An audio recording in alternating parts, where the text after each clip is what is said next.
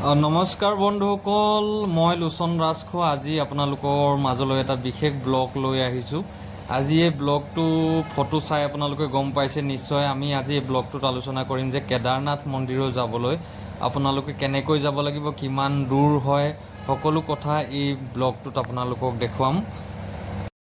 ব্লগটো বনোৱাৰ উদ্দেশ্য এটাই কি, যিসকল মানুহে প্ৰথমবাৰৰ কাৰণে কোনোবা জেগাত যায় সেই জেগাডোখৰ বিষয়ে মানে বহুত কথা জনা নহয়, সেইটো কাৰণে তো আমি দিল্লীত থাকোঁ যিহেতু, তো আজি আমি দিল্লীৰ পৰা হৰিদ্বাৰলৈ প্ৰথমে ট্ৰেইন কৰি আমি যাব লাগিব।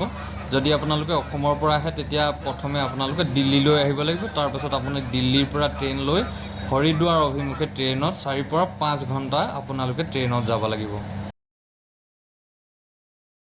হৰিদ্বাৰ পাই হৰিদ্বাৰত আপোনালোকে এক ৰাতি থাকি ৰাতিপুৱাই আপোনালোকে হাৰকিপুৰী ঘাটলৈ ওলাই যাওক আৰু গংগা স্নান কৰি সকলো পাপ মুক্ত হৈ গংগা স্নান কৰি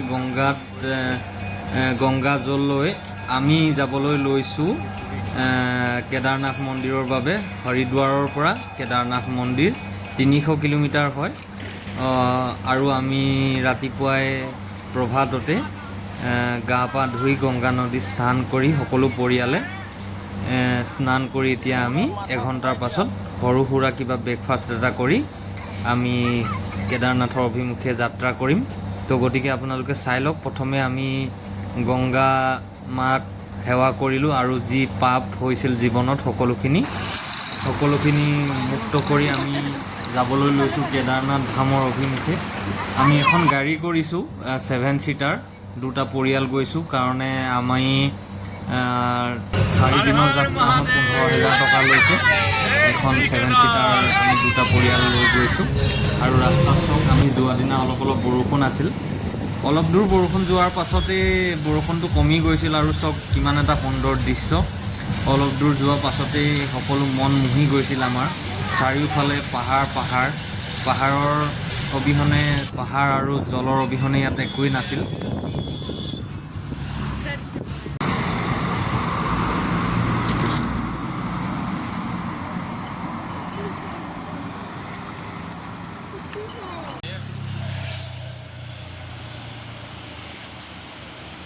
প্ৰায় 100 কিলোমিটাৰ অতিক্ৰম কৰাৰ পাছত আমি এনেকুৱা এডোখৰ জেগাত উপস্থিত হ'লোঁ য'ত দেৱপ্ৰয়াগ বুলি কয়, য'ত ভাগীৰথী আৰু অলকনন্দা নদী ইয়াত মিল হৈ ইয়াৰ পৰাই গংগা নাম লয় আৰু এই জেগাডোখৰৰ নাম হৈছে দেৱপ্ৰয়াগ। চাওক বন্ধুসকল, কি এটা সুন্দৰ দৃশ্য। দেৱপ্ৰয়াগৰ পৰা আমি আকৌ ৰুদ্ৰপ্ৰয়াগলৈ আৰু 100 কিলোমিটাৰ যাব লগা হয়। মাজতে দেৱপ্ৰয়াগত অকণমান আমি হল কৰি ব্ৰেকফাষ্ট কৰি আকৌ আমি আগবাঢ়িলোঁ। চাওকচোন ৰাস্তাটো কিমান সুন্দৰ, পাহাৰ কাটি কাটি ৰাস্তা কেনেকৈ বনাইছে। আৰু কেতিয়াবা বৰষুণৰ বতৰত মানে অলপ ৰিক্সো থাকে, ওপৰৰ পৰা শিলগুটি খহি আহি কাৰোবাৰ গাড়ীৰ ওপৰতো পৰেহি। বহুত কম হয়, 1000ৰ ভিতৰত কেতিয়াবা কিছুমানৰ ভাগ্য বেয়া থাকিলে হয়, কিন্তু বাবাৰ আশীৰ্বাদত আমি যেতিয়া গৈছিলোঁ তেতিয়াও বৰষুণে হৈ আছিলে, লেণ্ডশ্লাইডিং হৈ আছিল, কিন্তু আমি ভালে 100 কিলোমিটাৰ যোৱাৰ পাছত আমি পালোগৈ ধাৰী দেৱী মন্দিৰ, য'ত অলকনন্দা নদীৰ মাজত আছে ধাৰী দেৱী মন্দিৰ। আৰু মানুহে কয় যে এই ধাৰী দেৱী মন্দিৰে গোটেই উত্তৰাখণ্ডৰ যিটো চাৰ ধাম আছে তেওঁ ৰক্ষা কৰে। আৰু মাজতে 2013 চনত এই ধাৰী দেৱী মন্দিৰটো মানে প্লেচিংটো সলাই দিছিল, সেইটো কাৰণে 2 ঘণ্টাৰ ভিতৰতে কেদাৰনাথ মন্দিৰত যিটো মহাপ্ৰলয় হৈছিল, তো ইয়াৰ মান্যতা আছে যে ধাৰী দেৱী মন্দিৰটো জেগাৰ পৰা অলপ দূৰ আঁতৰাই দিয়াৰ কাৰণে এনেকুৱা হ'ল।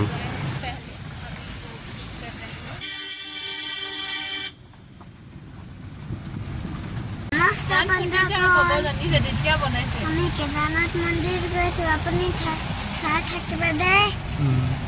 আপোনালোকক দেখুৱাই থাকিম, আপোনাৰ লগত দেখুৱাই থাকিম আমাৰ ব্লগটো, আমাৰ ভিডিঅ'বোৰ। Bye bye, tata. ये दोस्तों फौजी ढाबा, ये स्पेशली फौज के लिए है। कितना बढ़िया लोकेशन में बना है ये ब्रेकफास्ट लंच, और ये यहाँ बैठ के आप खा सकते हो और इसका नज़र इसका जो लोकेशन है ये देखना, यहाँ पे बैठ के खाओगे और नीचे का व्यू आपको दिखा रहा हूँ मैं। ये देखिए क्या व्यू है, कहाँ होटल बना रखा है, कहाँ होटल बना रखा है, देखो भाई साहब। और फौजी आदमी ने बना रखा है, ठीक है। ये है फौजी ढाबा। तो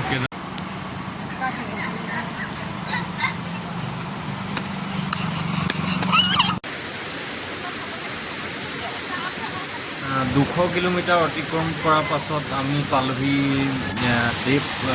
ৰুদ্ৰপ্ৰয়াগ। আৰু ৰুদ্ৰপ্ৰয়াগত চাওক ইমান ডাঙৰ এটা জলপ্ৰপাত দেখি আৰু ইয়াৰ গাঁওবোৰ দেখি আমি সকলো ভাগৰ আমি পাহৰি গৈছোঁ। সঁচাকৈ চাওকচোন, এটা কিমান সুন্দৰ জলপ্ৰপাত। গোটেই ৰাস্তাটো যেনিয়ে দেখিছোঁ তেনিয়ে জলপ্ৰপাতে দেখি আহিছোঁ।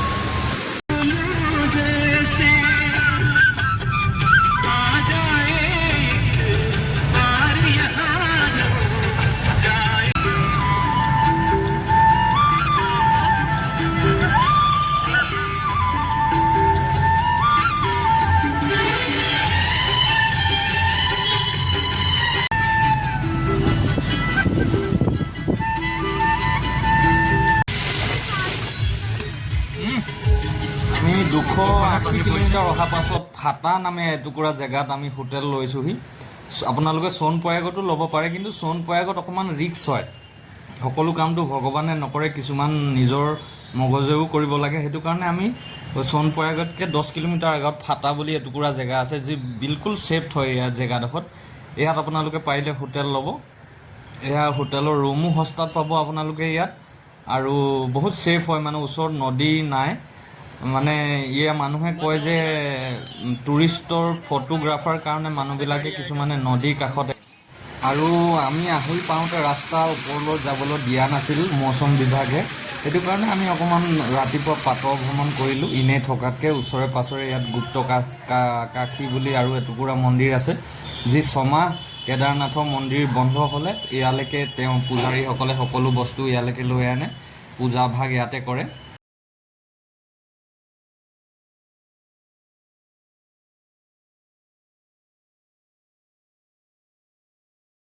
कर रहे हैं केदारनाथ में, गौरीकुंड से केदारनाथ तक।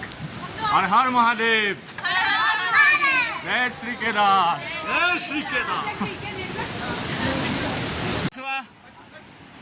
আৰু ৰাতিপুৱাই বেলি ওলোৱাৰ লগে লগে আমি গা পা ধুই আমি ট্ৰেকিং আৰম্ভ কৰিছোঁ। ট্ৰেকিং 22 কিলোমিটাৰ আমি খোজকাঢ়ি যাব লাগিব। সেইটো কাৰণে আমি ৰাতিপুৱাই গা পা ধুই বাবাৰ নাম লৈ আমি ট্ৰেকিং আৰম্ভ কৰিছোঁ।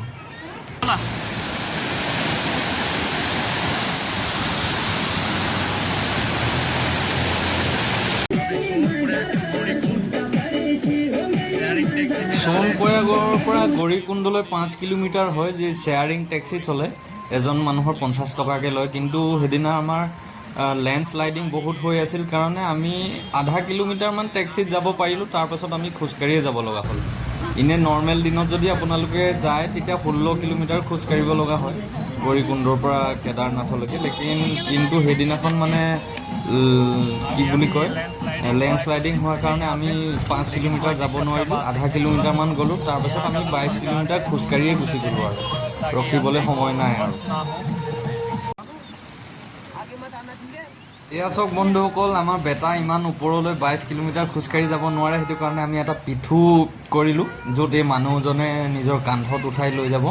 অহা যোৱা খৰচ 6000 টকা, মানে ওজন হিচাপে লৈহে ইয়াত তেওঁলোকে পইচা ডিমাণ্ড কৰে।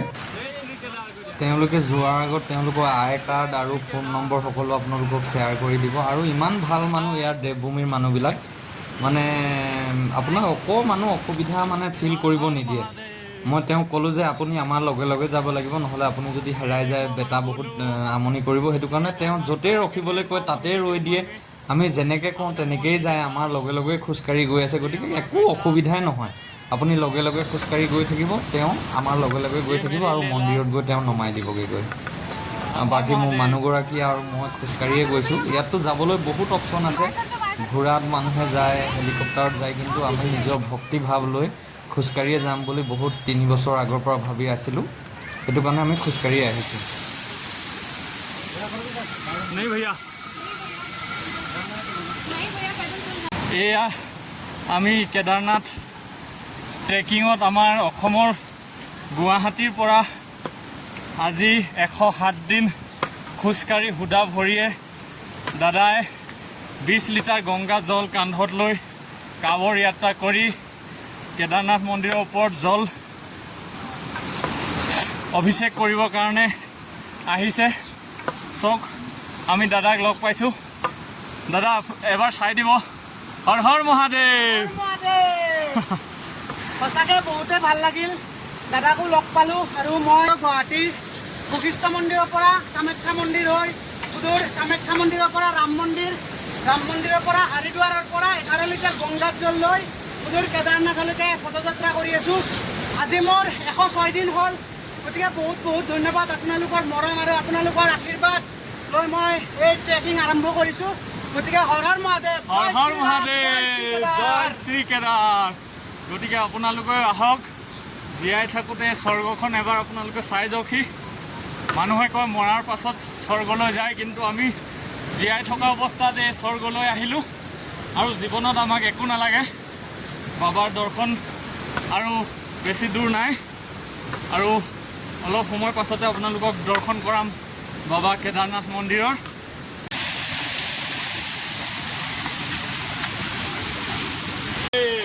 जय श्री केदार, बोलो बेटा जय श्री केदार। देखो 9 महीने के बच्चे को लेकर चल रहे हैं, कृपा है। हर हर महादेव।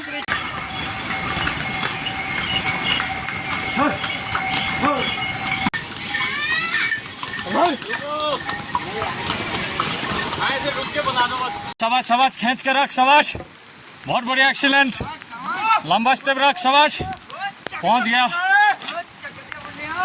शाबाश।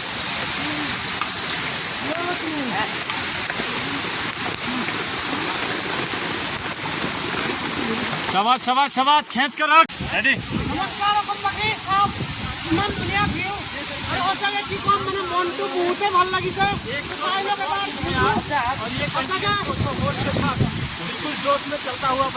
সঁচাকৈ বহুতে ভাল লাগিছে, বহুতে মই মানে ক'ব ভাষা নাই। আৰু মানে কি ক'ম, সঁচাকৈ গাই কেদাৰনাথ আহক, সঁচাকৈ हर हर महादेव, बोलो शंकर भगवान की जय, बोलो पार्वती पते, हर हर महादेव, हर महादेव।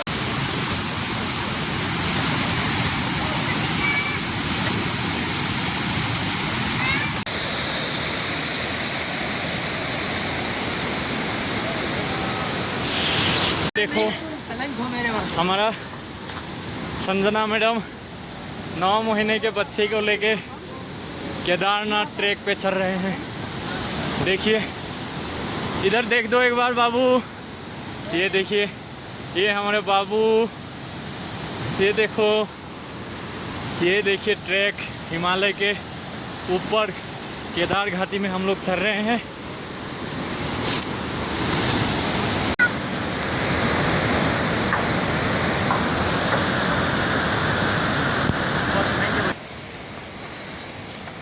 हर महादेव, हर महादेव। এয়া চাওক বন্ধুসকল, এনেকুৱা এডোখৰ জেগা যিটো আমি তলেদি আহিছোঁ। ৰাস্তাটো তলৰ ফালে আছে আৰু ওপৰৰ পৰা পাহাৰৰ পৰা কেনেকৈ পাথৰ পৰি আছে।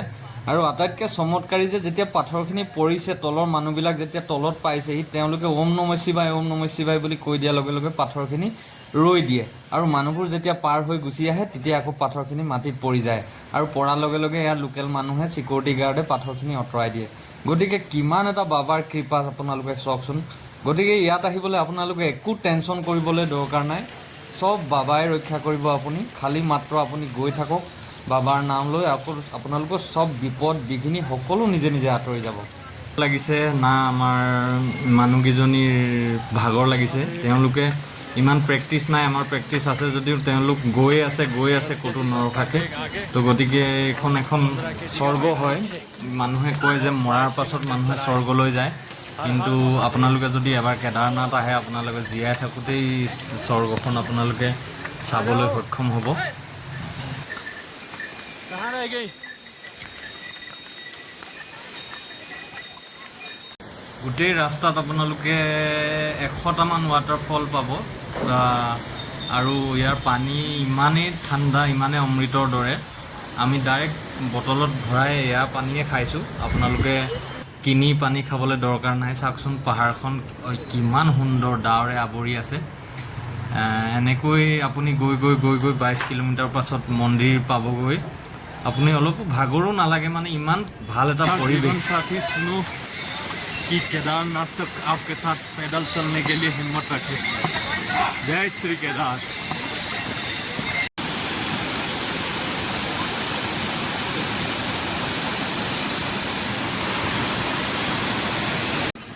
ये देखो मेरे माधुरी दीक्षित बिल्कुल बिना थके चल रहा है हर हर महादेव का नाम लेके। पता नहीं कहाँ से इसको इतना एनर्जी आ गया। घर में तो 3 सीढ़ी नहीं चढ़ पाते थे अब देखो 22 किलोमीटर चढ़ के आ रहा है और चढ़ के फिर वापस आ रहा है। शाबाश।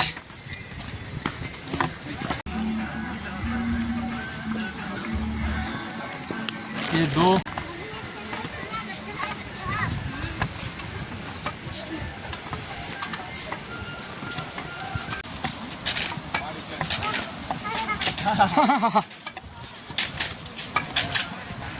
আমার হিরো এটু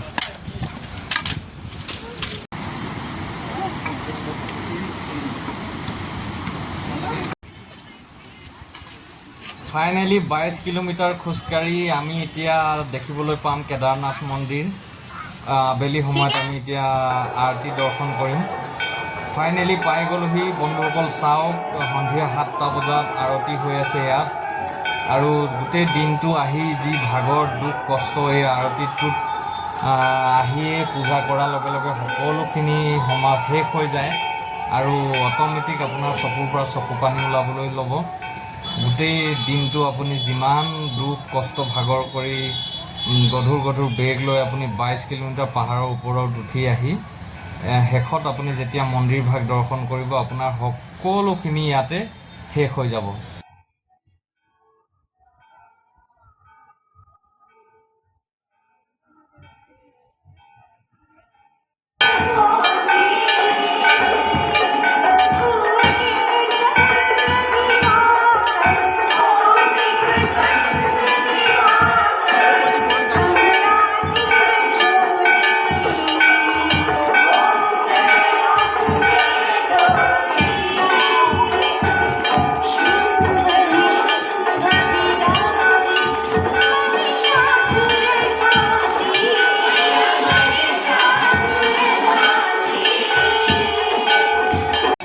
ফাইনেলি ময়ো মোৰ চকু পানী ৰখাব নোৱাৰিলোঁ মন্দিৰ ভাগ দেখাৰ লগে লগে মানে এনেকুৱা এটা ভক্তি নামি আহিলে নাজানো হৃদয়ত মানে আপোনালোকৰ যাৰে হওক যি মানুহে হওক অট'মেটিক চকু পানী আপোনাৰ ওলাই আহিব। ৰাতিপুৱাই গা পা ধুই আমি হোটেলৰ পৰা আহি পৰিয়ালৰ লগত আমি দৰ্শন কৰিছোঁ এয়া চব প্ৰভু ভোলেনাথৰ কেদাৰনাথ মন্দিৰ য'ত পঞ্চপাণ্ডৱে ইয়াত পৰাচিত কৰিবৰ কাৰণে আহিছিল তো বহুত এটা ৰহস্যময় মন্দিৰ য'ত পঞ্চপাণ্ডৱে মন্দিৰ ভাগ স্থাপন কৰাৰ পাছত মহাদেৱক ভীমে কথা দিছিল যে মই যদি কিবা হয় মই এই মন্দিৰ ভাগ ৰক্ষা কৰিবৰ কাৰণে আহিম আৰু আপোনালোকক মই দেখুৱাম ভিতৰততো কেমেৰা দিব নোৱাৰি গতিকে আমি ভিতৰত যাবৰ কাৰণে লাইন পাতি আছোঁ অলপ সময় পাছতে আমি শিৱলিংগক জল অৰ্পণ কৰি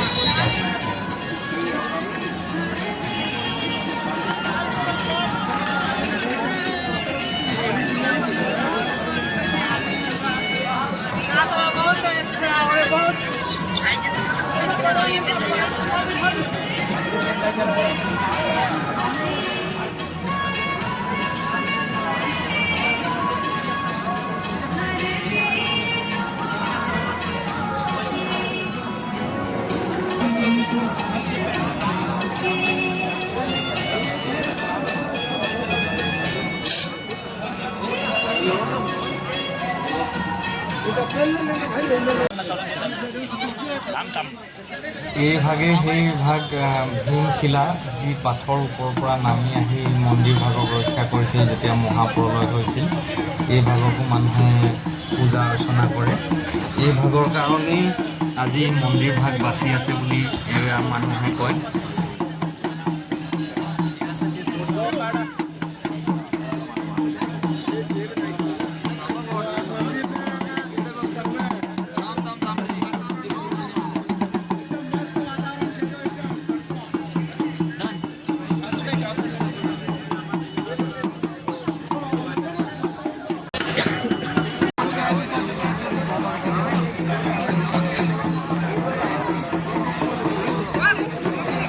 भोले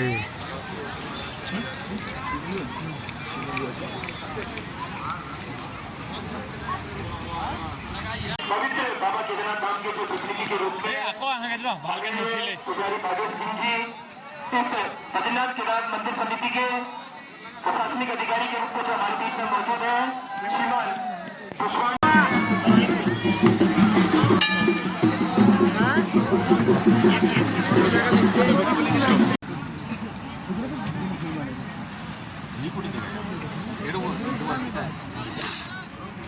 शंकराचार्य की यहाँ पे ना, हाँ ये सामने अभी आ गया हूँ।